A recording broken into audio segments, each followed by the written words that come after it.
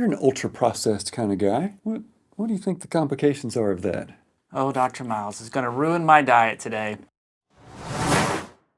Well, we know that people on high amounts of ultra-processed foods, from some studies, have not done so well. Processed, minimally processed, ultra-processed. Yeah. I saw a thing on actually the Harvard medical site where they had a table to give an example of this. And I thought it was great because they said, okay, minimally processed would be an ear of corn. I would say that's, you can picture that growing in a garden. It's not processed, it's corn. So the next step up of processing is maybe canned corn. So it's not necessarily bad for us, but they do some things to it to take it out of its natural state that Make it last a little right, longer. make it last longer. It could degrade some of the nutrient value. And then the ultra-processed form of corn would be maybe a corn tortilla. So maybe some chips. Okay.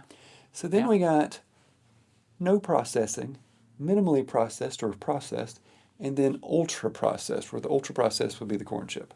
So I think a good way of looking at it is if it has a lot of extra sugars that are added, if it has a lot of flour or other things that have been ground up and become unrecognizable from its natural state, probably it's quite a processed thing. So tell me about your daily cookie routine. Would you call a chocolate It's chip making me cookie? very uncomfortable right now. Would you call a chocolate chip cookie unprocessed, processed, or ultra processed? It would be ultra-processed. Oh, yes. And very good for you, right? Good for the soul, probably. It's hurting my heart. Okay.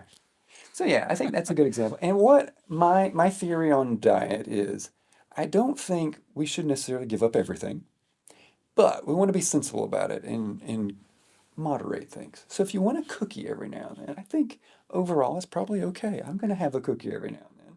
Dr. Fricks, I know he's going to have a cookie more than every now and then.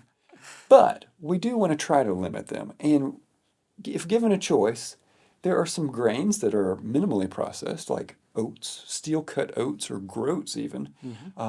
I think they're a much, much healthier alternative. And we joke around a lot. I'm not truly fueled by chocolate chip cookies. Not every day. I do eat them, and I do love them. But I do eat a lot of regular, good whole foods too. It's important to have a very good balanced diet. But again, that's why he runs. If you run 8 miles a day or bike for an hour and a half every day, maybe you can have that extra cookie too. But you still need to eat the grilled chicken and the vegetables and the fruit. Study after study looking at populations and even interventional studies have shown that the more you can eat real, less processed foods, the healthier you'll be. So there was more than just cardiometabolic, like heart issues. There was also some mental health Oh, yes. issues and some other diseases that were linked to high intake of ultra-processed foods. I thought that was interesting. These foods have little nutritional value. I mean, the vitamins that you get from them are generally added to it, and they're usually high calorie. They found that if you put somebody on an unprocessed diet and a processed diet and let them have at it, the people on the ultra-processed diets are going to eat a lot more calories too.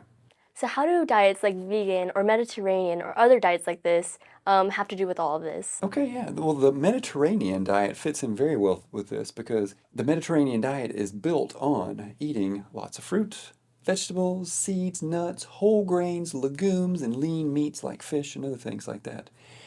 They do not say that we should have processed foods. How about vegan diets? What do you see with that? Vegan diets, avoiding meats, but they don't really specify ultra-processed versus unprocessed food. Yeah, so I think with vegan diets, you can eat a healthy vegan diet or you can eat a very unhealthy vegan diet. If you eat bread and cookies all day long, you can probably do it in a vegan way pretty easily, but that doesn't mean it's good for you. Hard to beat a good balanced diet. So you mentioned corn. Is there a difference between canned or frozen? Yeah, I think there is. Now, if it comes down to eating canned corn or tortillas, I'm going to tell you to eat the canned corn every time. But if your option is to eat frozen corn, I think it's actually better. I think it tastes better too, personally.